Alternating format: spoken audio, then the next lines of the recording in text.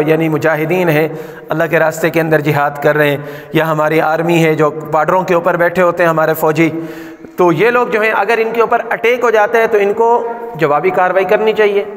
اور اب اس کے اندر یہ حرمت نہیں ہے کہ رجب کے مہینے کے اندر بندہ لڑائی نہیں کر سکتا، لڑائی کر سکتے ہیں۔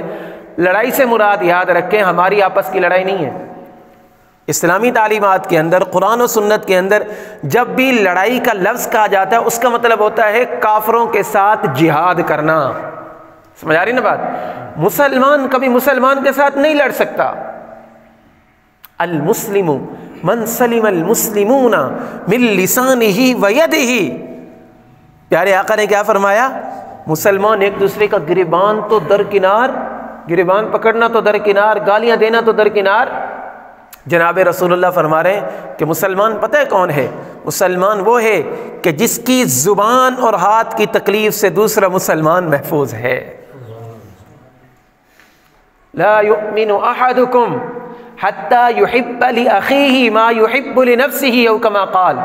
عجیب حدیث ہے، جناب رسول اللہ نے فرمایا تم میں سے کوئی بندہ اس وقت تک مسلمان نہیں ہو سکتا، کب تک؟ حتی یحب لاخیہ، یہاں تک کہ وہ اپنے بھائی کے لیے وہ چیز پسند کر لے جو وہ اپنے لیے پسند کرتا ہے۔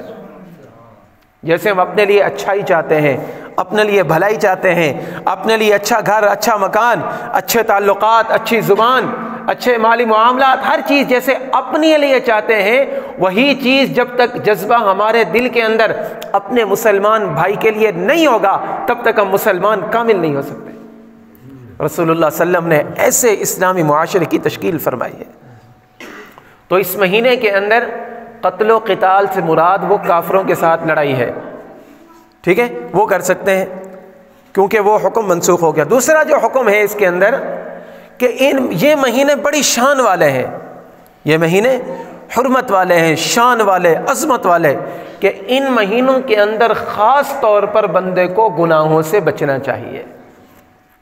ان مہینوں کے اندر نیک اعمال کرنے کا ثواب جیسے زیادہ ہے ویسے ہی گناہوں کے قریب جانے سے اللہ ناراض زیادہ ہوتا ہے۔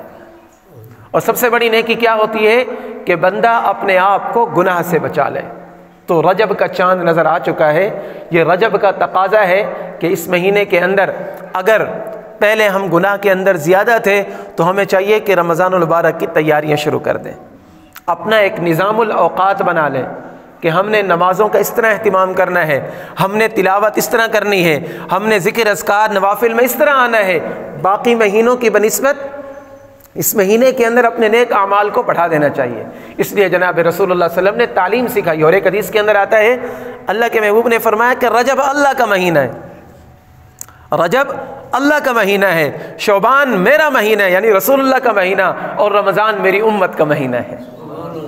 رجب کے اندر اللہ کو راضی کر لو، شعبان تک رسول اللہ صلی اللہ علیہ وسلم کی سنتیں زندہ کر لو، جب رمضان المبارک آئے گا پہلے عشرے والی نعمتیں بھی حاصل ہو جائیں گی، دوسرے عشرے والی نعمتیں بھی حاصل ہو جائیں گی، تیسرے عشرے والی نعمتیں بھی حاصل ہوں گی۔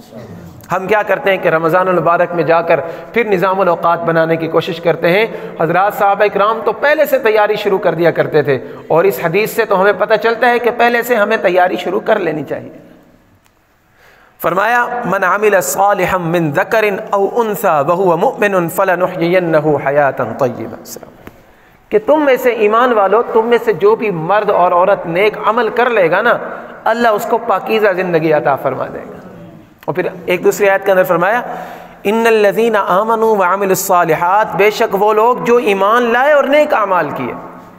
ایک بات یاد رکھیں، ایمان کے ساتھ نیک اعمال لازم ہیں، ان کے بغیر بندہ اپنے ایمان کی حفاظت نہیں کر سکتا۔ آج فتنے کا دورہ ہے، قدم قدم کے اوپر فتنے کھڑے ہوئے ہیں، نوجوانوں کو بہکانے کی کوشش کر رہے ہیں، جناب رسول اللہ صلی اللہ علیہ وسلم سے دور کرنے کی کوشش کر رہے ہیں، اور ہر طرف سے دیکھیں فتنوں کا دورہ ہے۔ اس وقت ہمیں ضرورت ہے کہ اپنی توجہ ہم اعمال صالحہ کی طرف کریں، ہم اعمال صالحہ کی طرف آ جائیں۔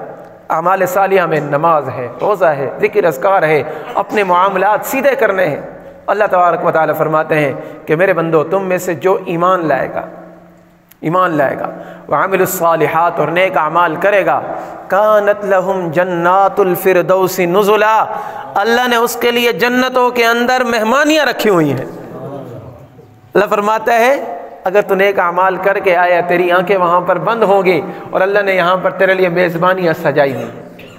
میرے بھائیوں، اگر میری آپ کی کوئی بڑا بندہ دعوت کرتا ہے نا تو ہم اس کے لیے کتنی تیاری کرنا شروع کر دیتے ہیں کہ یار فلاں دن نا فلاں MNA کے پاس ہماری دعوت ہے اور وزیر اعظم صاحب کے پاس جانا ہے، اچھا سوٹ سلوانا ہے، جیسے ہوتے ہیں، یا دعوت ولیمہ ہے فلاں دوست کے وہاں میں نے جانا ہے تو اس کے لیے بھائی میں نے یہ کپڑے وغیرہ بھی اچھے پہننے، جوتے بھی اچھے ہوں، ٹوپی بھی اچھی ہو، بالکل بند سور کر جانا ہوتا ہے، لوگوں کے اندر ایک ممتاز قسم کی حیثیت سے نظر آؤں، اس کو پتہ چلے یار یہ میرا فلاں دوست آیا ہے، فلاں گاؤں سے آیا ہے، اس کی حیثیت ہے۔